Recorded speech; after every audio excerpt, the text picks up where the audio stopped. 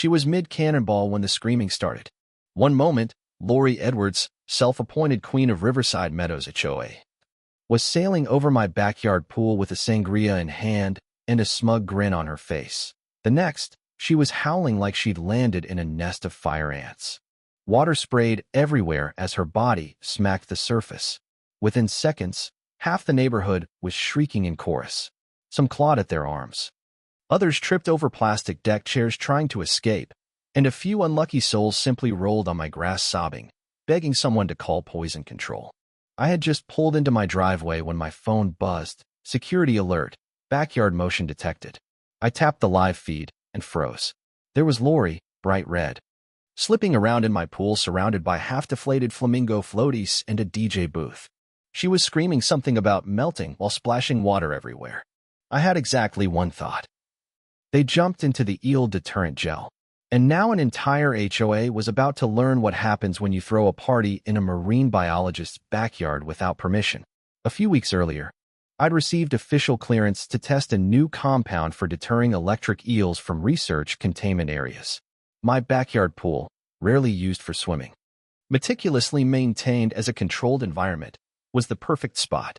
The gel was colorless, nearly odorless, and absolutely harmless to humans in normal lab conditions. But mixed with chlorinated water and skin contact, it triggered a bizarre, slimy electrical tingle. Totally safe, deeply uncomfortable, exactly what an eel would hate. The only people who knew about it were me, my research team, and the HOA board. Lori herself had signed off on the project, provided I posted big warning signs and kept the gate locked. Which I did, bold red letters on every entrance, reading caution, active research zone, do not enter pool. I never imagined Lori would decide that my 3-day absence for a marine biology conference meant open bar and cannonballs. Neighbors later told me Lori made her announcement at the weekly HOA walk-around. We'll host the annual Community Unity celebration. Don't worry, I have a friend who volunteered their yard. That friend was me, and her volunteering involved snapping my hazard signs, cutting my padlocked gate with bolt cutters, and decking out my yard like a cheap resort. Buffet tables, tiki torches, a Bluetooth DJ blasting 80s hits. The result? Chaos. When Lori splashed down, she didn't just screech. She thrashed and dragged 2 other guests back in with her. One poor guy tried to scramble out, slipped, and sent an entire cooler of White Claws crashing across my patio. Another guest tripped over my garden gnome and face-planted into my hydrangea bed. Kids wailed. Parents screamed. One neighbor yelled, "I'm blind," and Lori, dripping and furious, shrieked that I had sabotaged my own pool. I stepped through the broken gate, phone recording the madness, and met Lori's glare dead on. "Lori, this is an active research pool," I said, calm as the mess behind her. "The signs you tore down made that clear. You're standing in Eel Deterrent gel. It mimics an electric predator. So unless you're a South American water snake, I suggest you get out." She opened her mouth, sputtered, then stormed out, wrapped in a towel, cursing me, threatening lawsuits, shrieking about nerve damage, while trailing sticky footprints down my driveway. By sunset, my yard looked like a frat party gone feral. Cups bobbed in the gel water, my lawn was littered with broken sunglasses and soggy napkins, and the flamingos floated aimlessly like stunned witnesses. I drained the pool, documented the damage, and filed a report with the HOA board and local authorities. The gel was safe, but the trespassing, property damage, and unauthorized gathering weren't. The best part? My security footage showed Lori snipping my gate tie, peeling down the caution tape like it was party decor, then gesturing grandly to guests as if she owned my home. No one in the HOA had ever seen her brazen power trips so thoroughly documented. Within 24 hours, one board member asked permission to use my footage at the next meeting. Another texted a screenshot of the neighborhood group chat. "Did you see Lori's face when she hit the water?" Word spread. By the week's end, Lori Edwards, once Queen Bee, was now a punchline. But she wasn't the type to stay humiliated. The very next morning, my phone lit up with 3 unknown voicemails, an email from the HOA demanding an urgent discussion, and a single text from Lori. "You'll regret embarrassing the entire HOA." Over coffee, I stared at my drain pool, still slick with leftover gel residue. I knew she'd escalate. I just didn't know how far she'd go to turn the neighborhood against me. Turns out, pretty far. By noon, Lori was on her front porch, arm wrapped dramatically in a brace. telling every passing dog walker I'd booby-trapped a community pool with experimental toxins. Her words exactly. 2 hours later, she went door to door handing out flyers titled, "Do you know what's in the pool next door?" Complete with a photo of screaming party guests, cropped, of course, to hide her DJ booth and bolt cutters.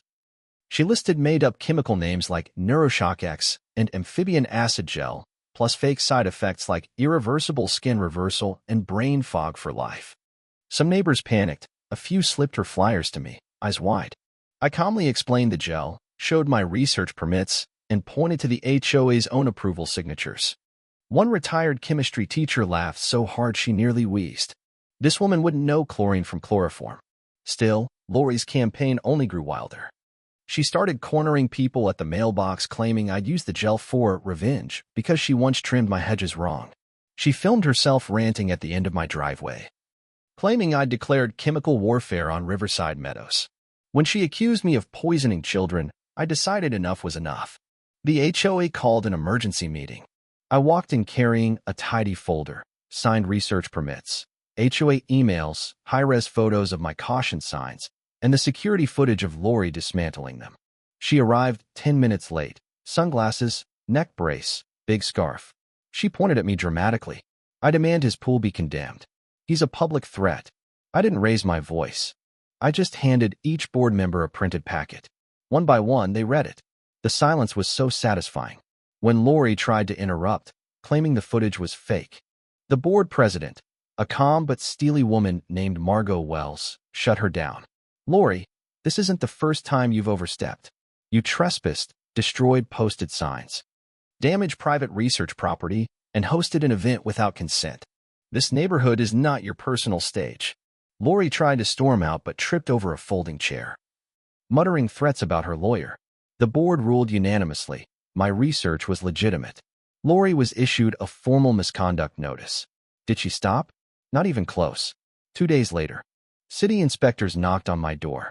An anonymous complaint accused me of storing biohazards and weaponized chemicals. Luckily, one inspector recognized me from a marine science conference. He glanced at my paperwork, chuckled, and said, "This complaint's pure fiction. Good luck with the next phase, Dr. Hayden." Lori, meanwhile, doubled down. She created a Facebook group, Safe Yards, Safe Kids. She spammed it with blurry screenshots and weird memes claiming I was breeding mutant jellyfish.